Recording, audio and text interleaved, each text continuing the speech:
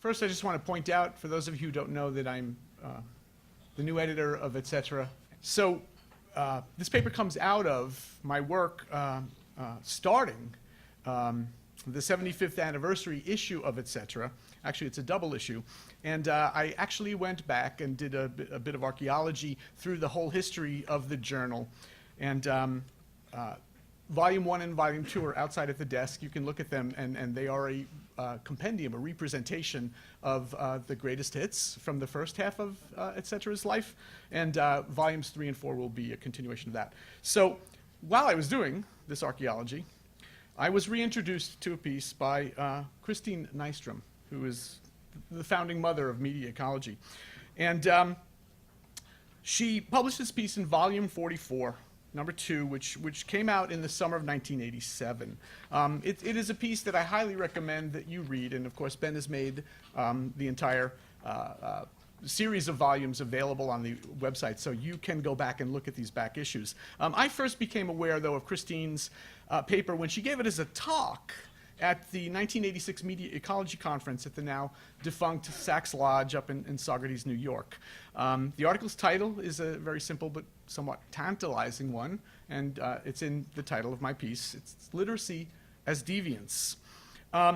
And so to proceed with my talk today, I want to first explain a little bit about Christine's argument as the foundation for what I'm going to say, and then I'm going to use the summary to extend her argument to matters that she didn't really and could not really write about at the time, that I'm going to make an argument from her work about where I think that our current culture of the image is headed. So Christine wrote this piece, as I said, back in 1986, around the time that the notion of post-literacy and a post-literate culture first entered into our discourse.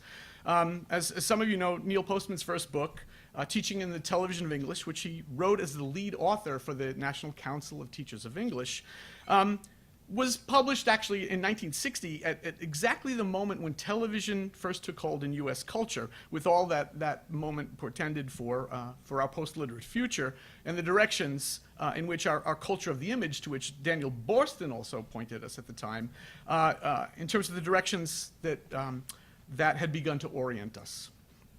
And so, with respect to the threat of the onset of post-literacy, Christine asked, so what's all the fuss about? She began, and I quote, "If I read it aright, our culture's belated and somewhat hysterical efforts to rescue literacy are at best misguided and in any case doomed." Now, as one of the most supremely linear and literate minds that I have ever known in my life, she went on to explain how she herself was not at all happy or positive or optimistic about this state of affairs, about this doom about which she was writing. But from this, she built an argument that began, and again I quote, with the idea that the history of human invention is best read as a history of problem solving in response to change, end quote. And following from this, the gist of her article is about the invention of writing, what it meant to our habits of mind and the very nature of our mind, right, as writing changed our minds, and what problem written communication was meant to solve in the face of what change. She writes that for years, and again, here's a somewhat extended quote, "I have struggled to answer the question, why do people watch TV when all the world of books, with all its incomparable riches, lies open to easy reach? Why don't they read? But I ask this from the bias of literacy that has come to disdain the senses and delight in the pure play of mind.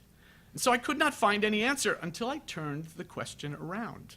Not why don't people read, but why did they ever read?"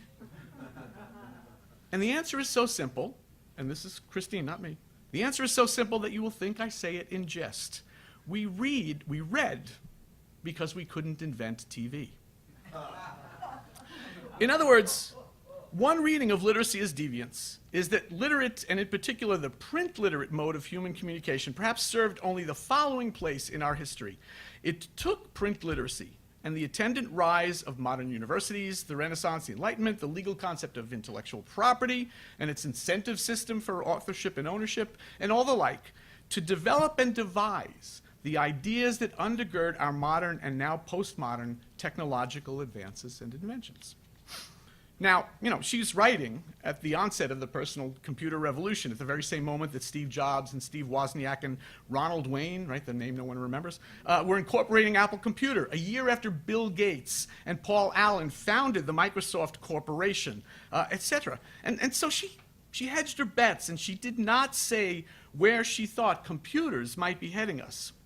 Nonetheless, one of her most emphatic points was clear. We could not and would not have reached this juncture in human history and what we have as our technologies of media communication were it not for the gift of our written and especially our print modes, which enabled the full extent of learning and knowledge by which we conceived and built our machines. And so what she's in fact saying is that it's not just the invention of television that is the problem print literacy was meant to solve in the teleology of our species. It's also the technologies that, at the time of her writing, were only rudimentary science, applied science, and science fiction. Literacy solved the problems that have allowed our internet and mobile internet, robotics and robots, augmented reality, and the technology that I'm going to talk about for the remainder of my few minutes today, virtual reality. And so let me begin this portion of my talk by pointing out the following. Since our species' earliest forays into the representation of our experience, and with the exception of oral speech communication and some of our artistic and presentational symbolic forms, such as dance and music, and I guess I'd add sculpture, we have been fashioning these representations on two-dimensional surfaces, from stone to clay, to papyrus to vellum, to paper, and finally to screens. And it was with the turn of the 19th into the 20th century that we first developed what is to date the representational form that presents and that remains the closest analog of our lived experience, film. And then, of course, by the 1950s and 1960s, we expand this into video and television. In other words, so with the exception of some of our arts, we have been engaging vis-a-vis our media with flat secondary worlds of our own making for 40,000 plus years. With respect to the moving images of the past century or so, we've been suspending disbelief while staring, always from a distance, at analogs of what we see and hear. And we experience then in real time, right? Which we experience in real time in the real world. Sorry, I'm hurrying. Following from Christine then, there's a problem that remains to be solved here with respect to our moving images. Actually, there's a few problems. First, why should all of our representations, say for sculpture, be flat?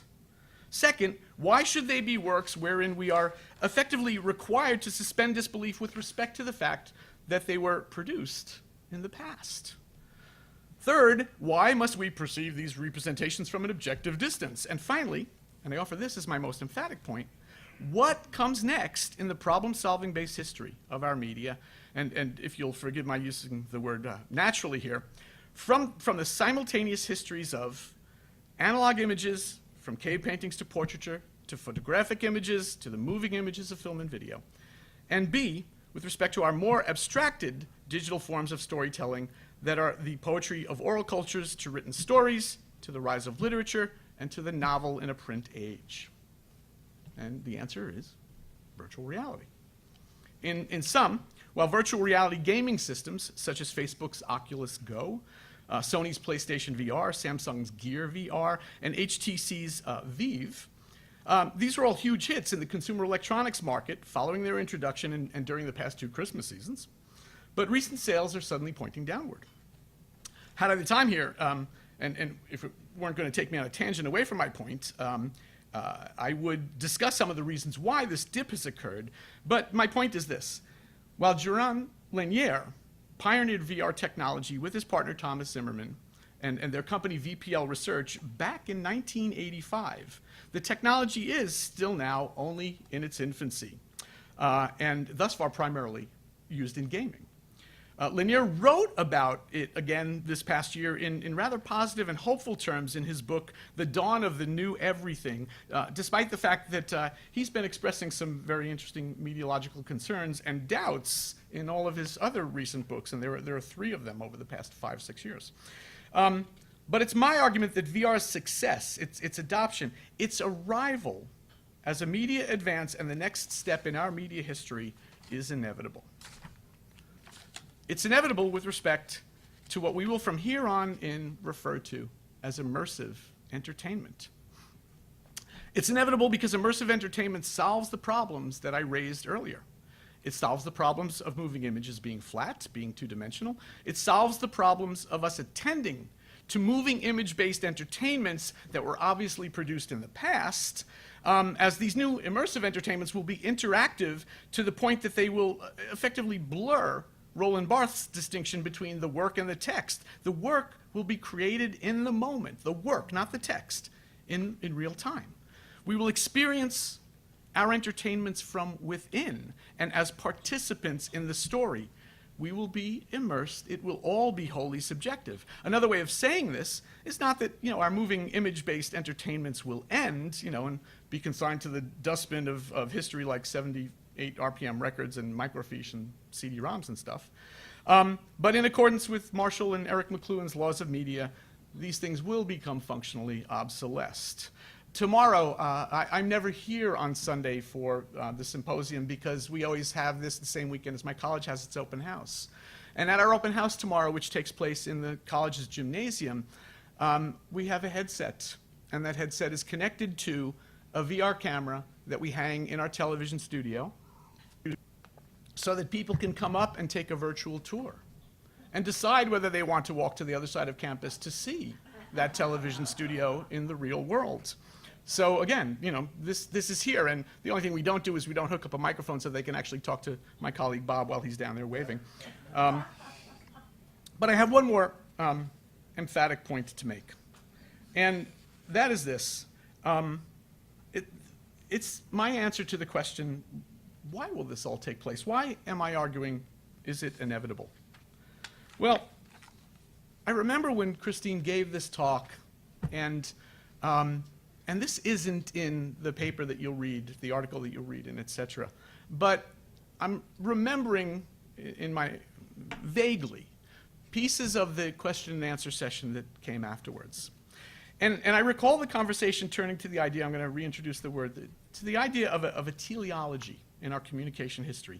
A sense that our inventions and innovations are moving forward toward some end game, some ultimate purpose. And from what I remember from that discussion, and according to Christine, this teleology has something to do with the human impulse that is storytelling. In this telling of this history, virtual reality and immersive entertainments are not a final step, not by any means, but are only the latest and next step toward the final purpose that is why we as a species have always told stories, and why we have sought to develop technological means to make our stories more real, more lifelike, and closer to our experience as we live it. Well, the answer is that the end game is trying not only to tell, but to control our own stories. The answer is that as we move through simulations, wherein we can spend our time interacting in ways and in contexts that mimic our real world, and of course these are controlled environments over which we will also have some control in determining the action and the outcome. Well, this is merely a part of the endeavor by which we seek to control both those environments and the action and outcome, and wherein we will ultimately choose to spend our time in that world rather than into the world into which we are born and the fates to which we are born. In other words, VR is the next step in a communication and technological history where we ultimately seek to become and think we can become God in control of our own existence. Thank you.